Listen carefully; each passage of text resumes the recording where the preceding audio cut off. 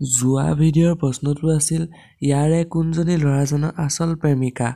আপোনাৰ ঠাইত সময় আছে মাত্ৰ 10 ছেকেণ্ড।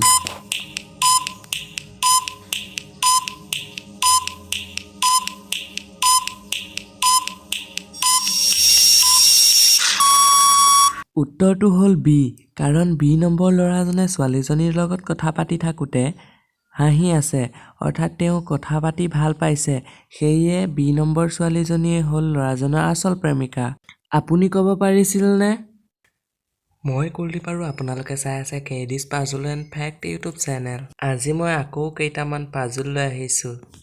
চাওঁচোন আপোনালোকে তাৰে কেইটাৰ শুদ্ধ উত্তৰ দিব পাৰে। তেন্তে ব'লক আজিৰ ভিডিঅ'টো আৰম্ভ কৰোঁ। ছবিখন ভালদৰে চাই ক'ব পাৰিবনে লুকাই থকা সংখ্যাটো কি? আপোনাৰ ঠাইত সময় আছে মাত্ৰ 10 ছেকেণ্ড।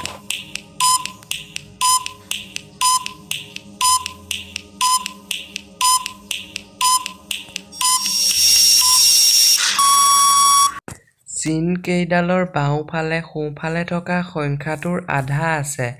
100ৰ আধা 50, 14ৰ আধা 7, এতেকে 26ৰ আধা হ'ব 13।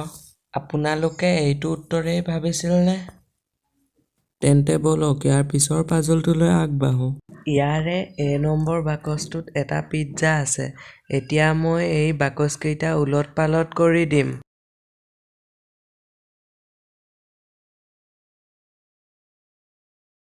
এতিয়া আপোনালোকে ক'ব লাগে যে ইয়াৰে কোনটো বাকচত পিজ্জাটো আছে।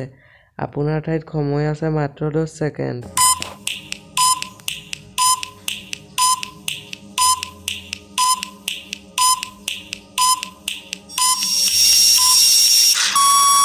উত্তৰটো হ'ল বি। আপোনালোকে ক'ব পাৰিছিলনে? তেন্তে ব'লক এতিয়া ইয়াৰ পিছৰ পাজলটোলৈ আগবাঢ়ো।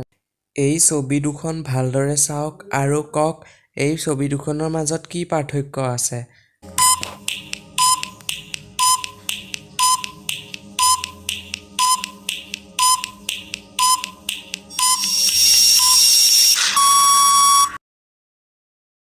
এতিয়া এই ছবিখন চাওক আৰু কওক ইয়াত কি ভুল আছে।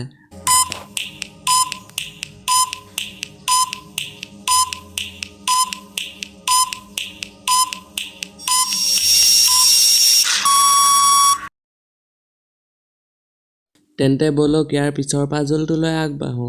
ছবিখন চাই কওক ইয়াৰে কোনজনে টিকেট লোৱা নাই।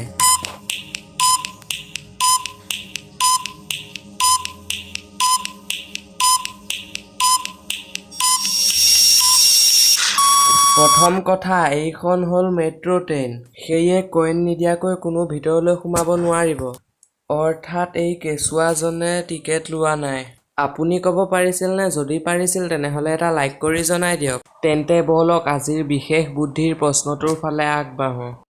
ইয়াত তিনিটা সমীকৰণ দিয়া আছে। সমীকৰণ তিনিটা চাই কুৱেশ্যন মাৰ্কৰ জেগাত কি আহিব আপুনি ক'ব পাৰিবনে? ইয়াৰ উত্তৰ মই নেক্সট ভিডিঅ'ত দিম।